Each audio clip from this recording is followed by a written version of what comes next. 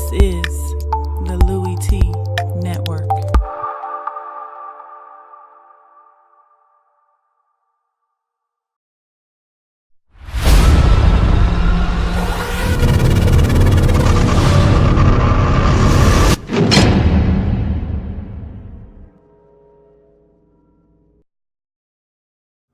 Who else could it be but me, your man, Louie T? Welcome to week number 5 in the National Football League's lockdown coverage. Los Angeles Rams at the crib taking on the Seattle Seahawks.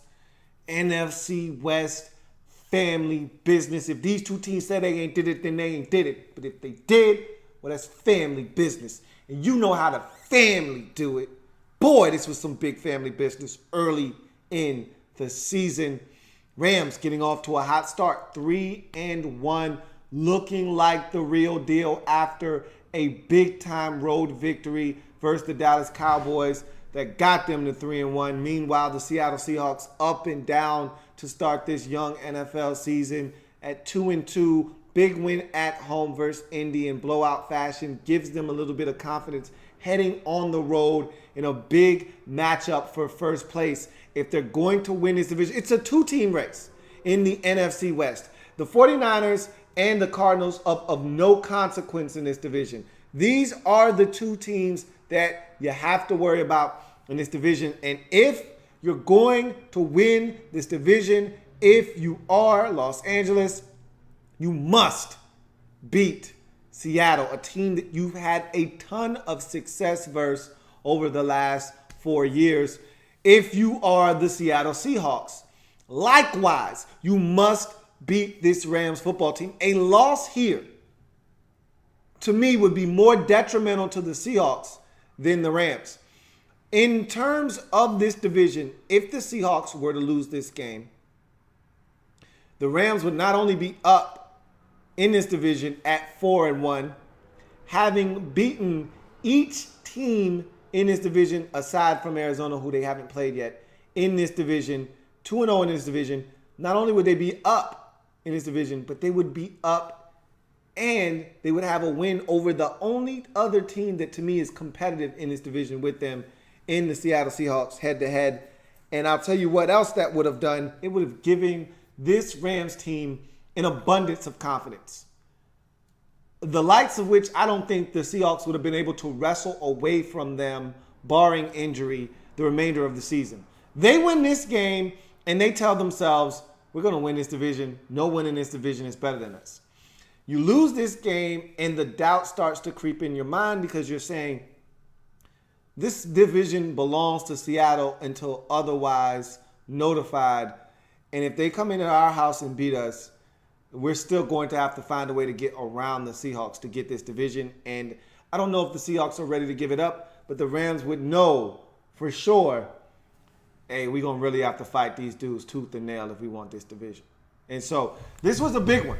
And I couldn't wait to watch because I felt like the Seahawks were going to show the Rams once and for all, hey, look, you probably are going to be the heir apparent to the throne, okay? You're probably going to be the team with Sean McVay as your head coach. Jared Goff is the young gunner, up-and-coming quarterback in this division. I'm not calling Russell Wilson old, but he's not young. He's not the newest kid on the block anymore in this division. That distinction now goes to Jared Goff. And when you look around at the landscape of the NFC West, the Seahawks are on their final legs, I believe, in terms of running this division. I look at the Rams and I say, look, man, they're the young upstarts. They're the new kids on the block.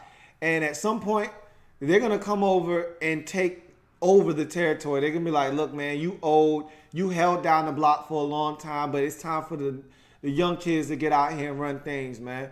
It's time for us to take over this territory. It's about to be a turf war a little while in this division, but I don't think the Seahawks are ready to relinquish their turf yet. And I thought this was a game that was going to show that, and I was right. And so there are some takeaways from this game, however, and we'll get to those a little bit later on. But first and foremost, if you haven't already done so, subscribe to the Louie T Network. for more great content in 2017 and beyond. We're changing the game. I want you to help us do that by simply hitting the subscribe button, becoming a member of the Louie T Network.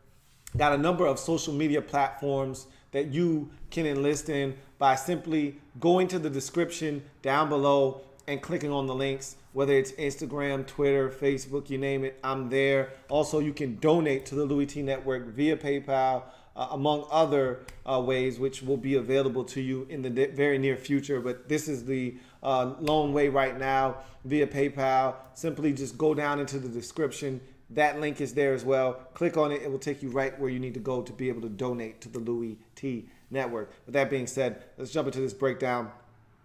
I felt all along like Seattle was going to win this game because I just don't think the Rams are ready. I think they're a young team. I think they're very talented. I think they're a year away from really making noise and potentially taking this division away from the Seattle Seahawks.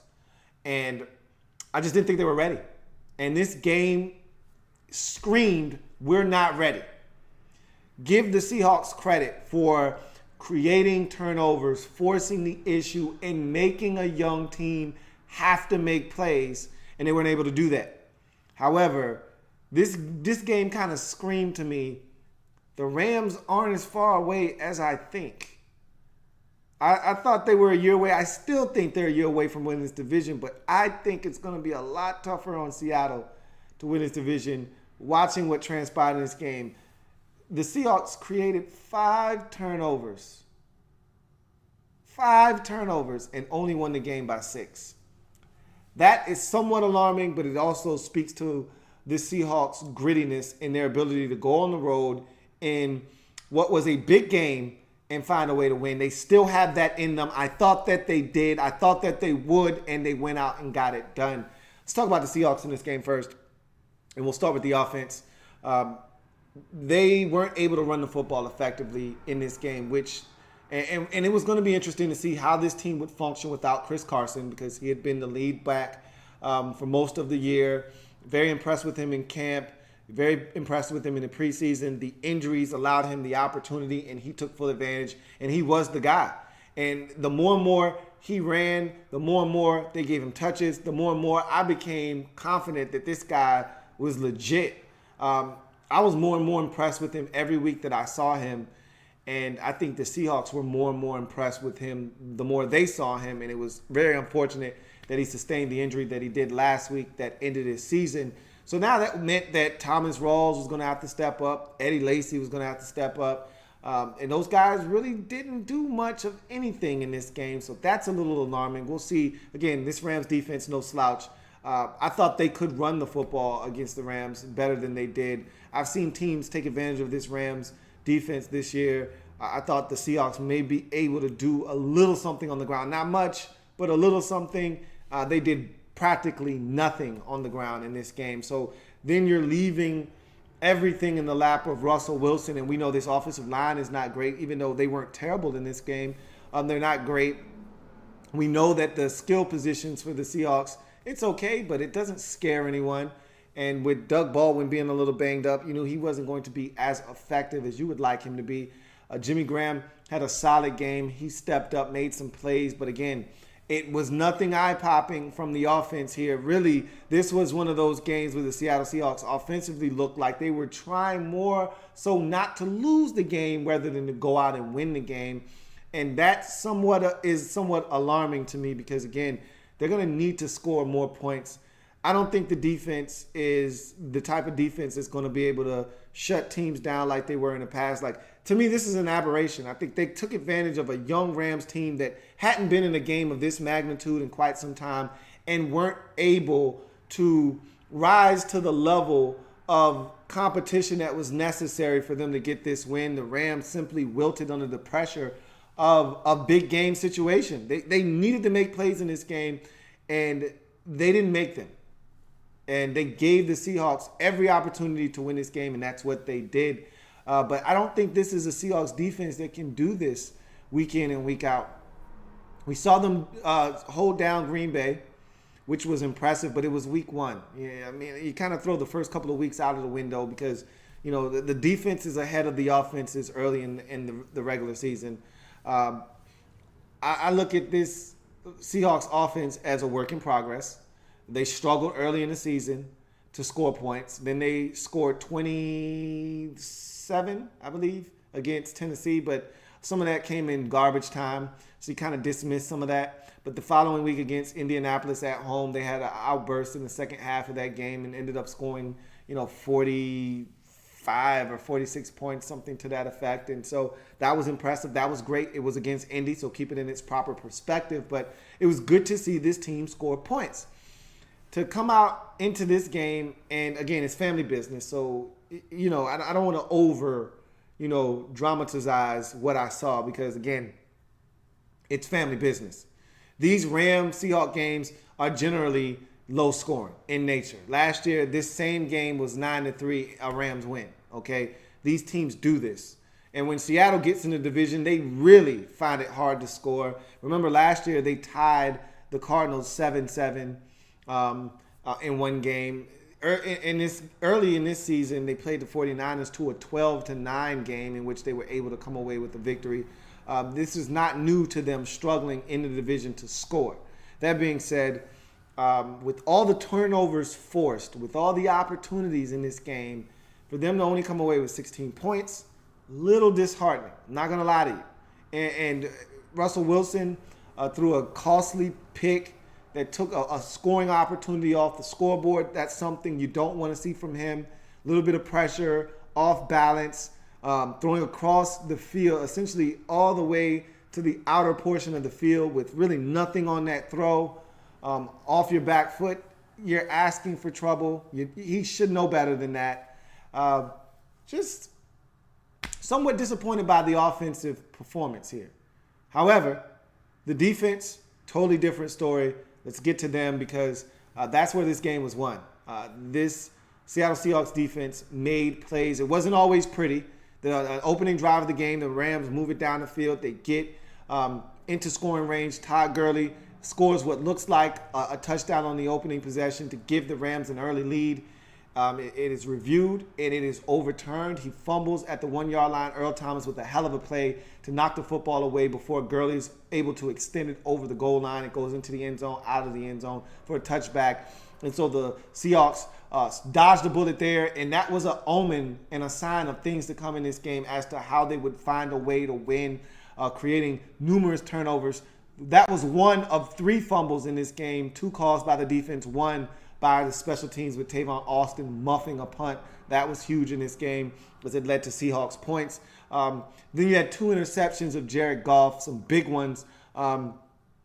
None probably bigger than the Richardson interception of a screen thrown to Todd Gurley where he he tipped it to himself. It was a little bit of a high throw by Goff.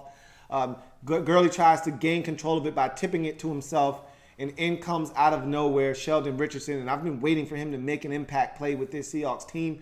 That was the biggest play he's made since joining the Seahawks football team, and it was a monumental play at that time. Rams were looking to get points at that in that situation. And any points there would have been game-changing. Field goal, a touchdown would have been huge. A field goal would have given them some momentum there. That was a huge play by the Seahawks. And then Earl Thomas making his presence felt yet again with another pick over the middle of the field for a pass intended for Tyler Higbee, who was good for the Rams in this game. But again, too many mistakes. 5 Ram turnovers, a missed field goal. The Seahawks took advantage, did what they needed to do to hold on to a 16-10 victory. You'd love to see the offense perform better. You'd actually love to see the offense late in that ball game, 13-10, put the game away with a first down and win that game without the Rams seeing the football again. Is that too much to ask of this Seahawks offense to just get one first down late in this game and put it away and not allow the defense to have to go back on the field and allow the Rams a chance to win, which they almost did? If Cooper Kupp comes up with that pass in the end zone, you probably lose this game 17-16. Is it too much to ask of this Seahawks offense to get one first down late in the ball game to win the game on offense and take knees? Apparently it is. And so that's the problem right now I have, is that this Seahawks team just finding it so damn hard to score the football. Nonetheless, the defense was the catalyst. They create 5 turnovers in this game between them and the special teams.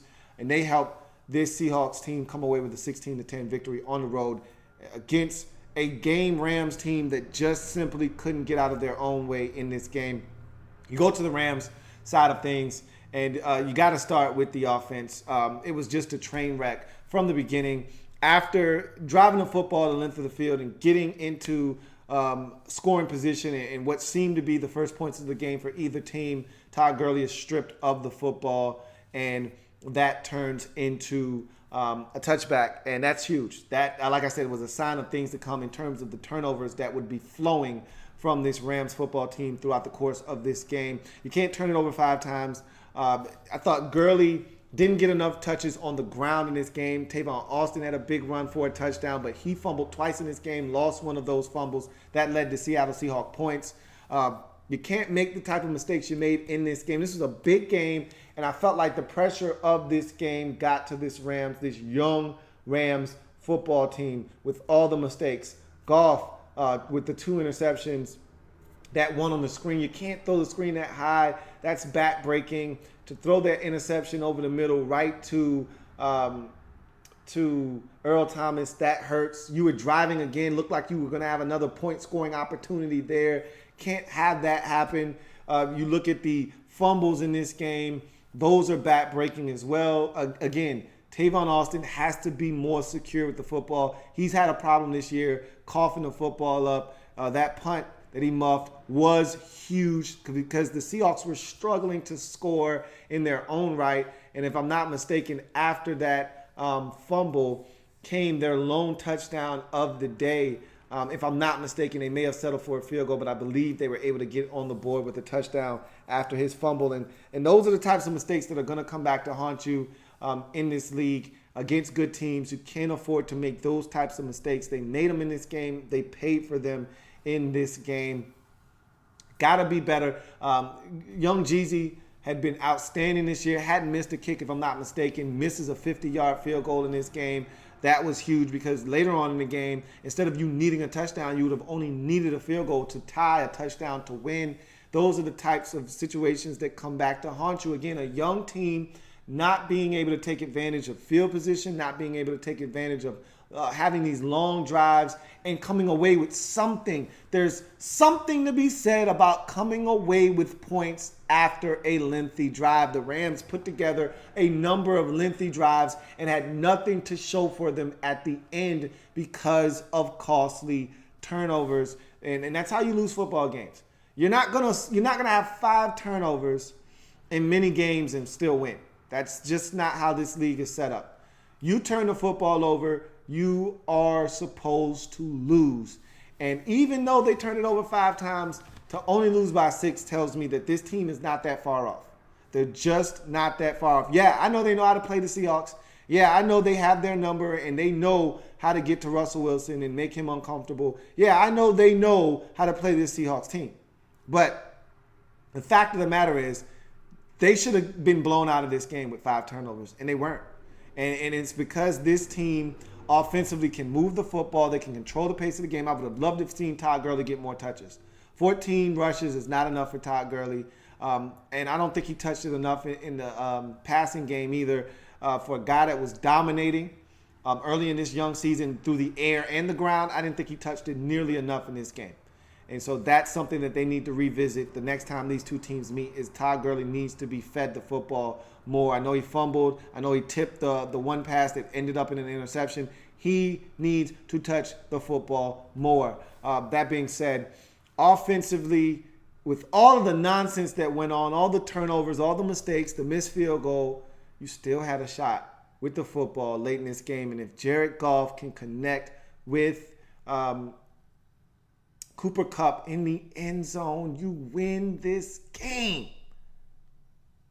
And I'd like to think that Goff could have made a better throw there, but Kupp gotta make that catch. And I know it's not the easiest catch in the world to make. It's not an easy catch.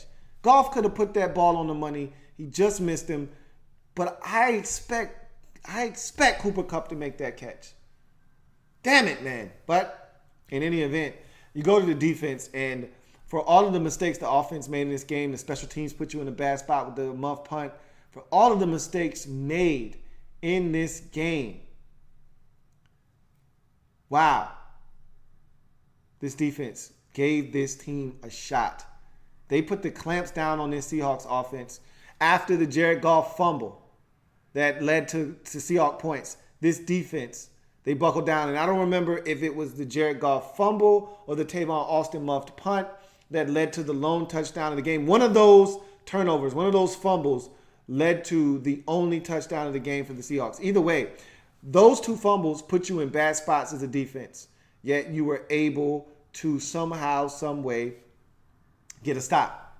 Now, one of those, if I'm not mistaken, came late in the ball game when the Seahawks were seemingly content with just getting a field goal. Instead of trying to win the game by running out the clock and getting a first down, they were content with just getting a field goal. So I want to say the muff punt by Tavon Austin resulted in the touchdown because that strip sack fumble by Clark late in the game that led to the recovery and great field position for the Seahawks. I think that was a field goal that made it 16-10. So this defense buckled down.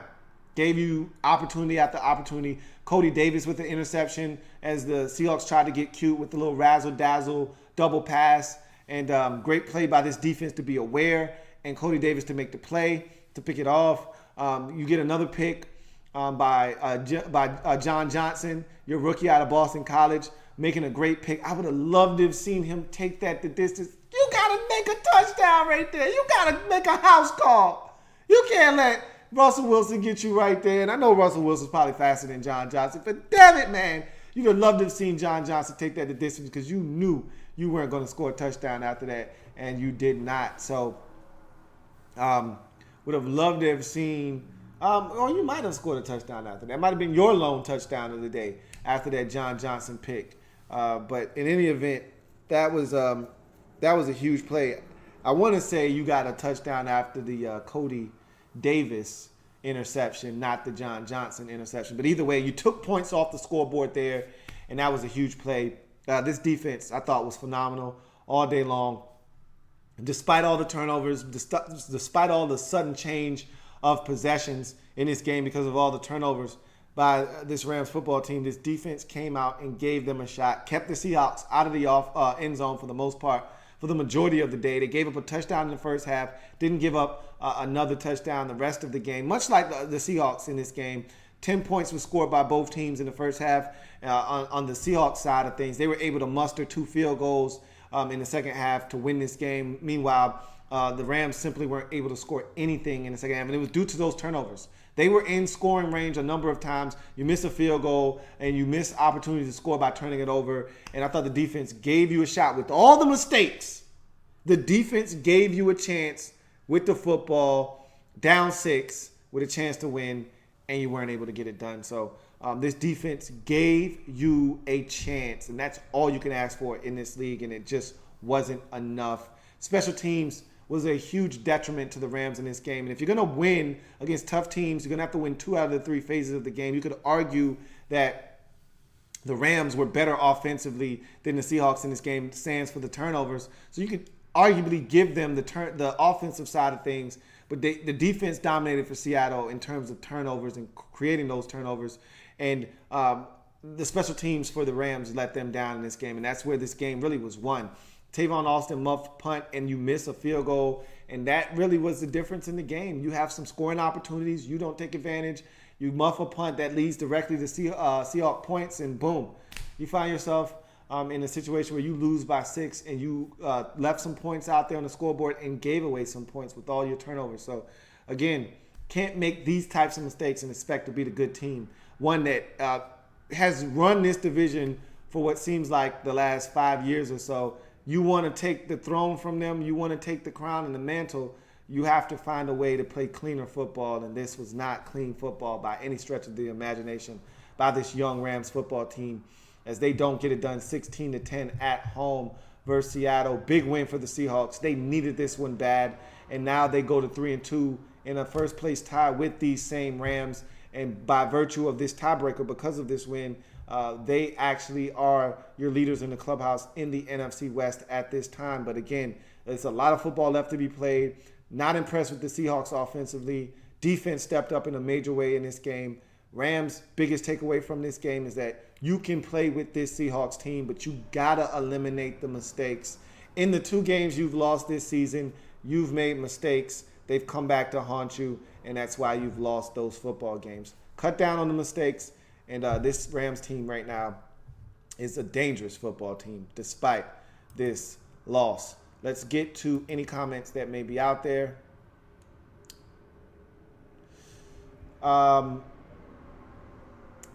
Netsoul01 says, was this a fluke win for the Hawks? I'm a fan, but I'm not sure the O-line can stay sturdy enough. I think it is. I don't think this was a fluke win. I just think that the Rams aren't ready yet. This was more about the Rams not being ready to win than the Seahawks going in and taking this win. Now, the Seahawks will take it any way they can get the win, and that's what they did. They came away with an ugly 16-10 win, but you take it.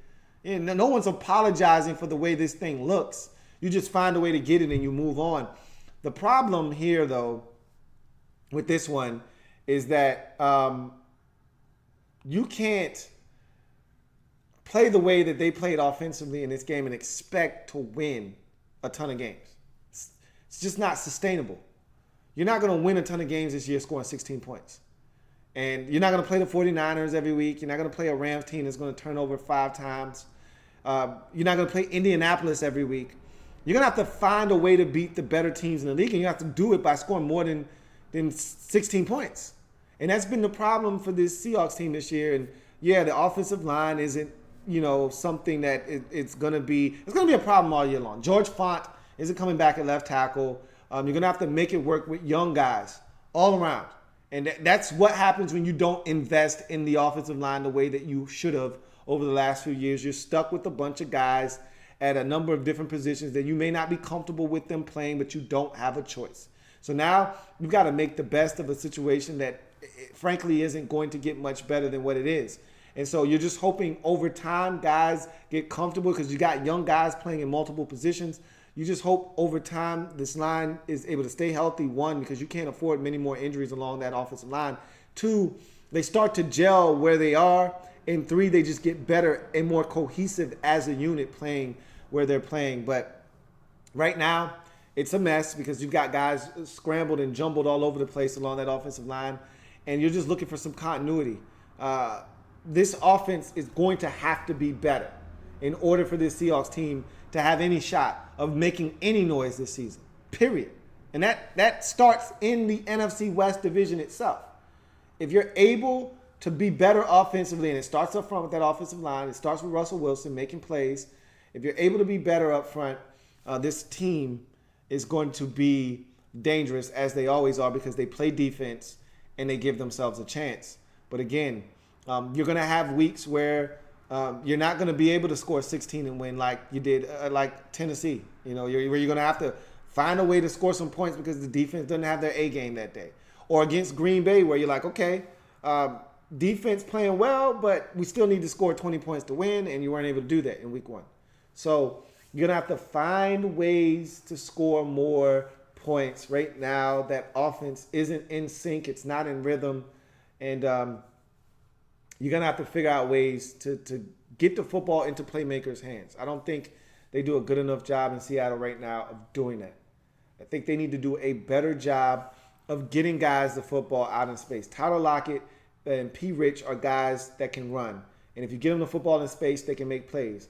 I don't recall seeing too many screens, hitches. Again, easy completions to get guys involved. I'm not seeing that with this Seahawks offense. I'm not seeing them do the little things. And so the run game isn't something you can lean on right now.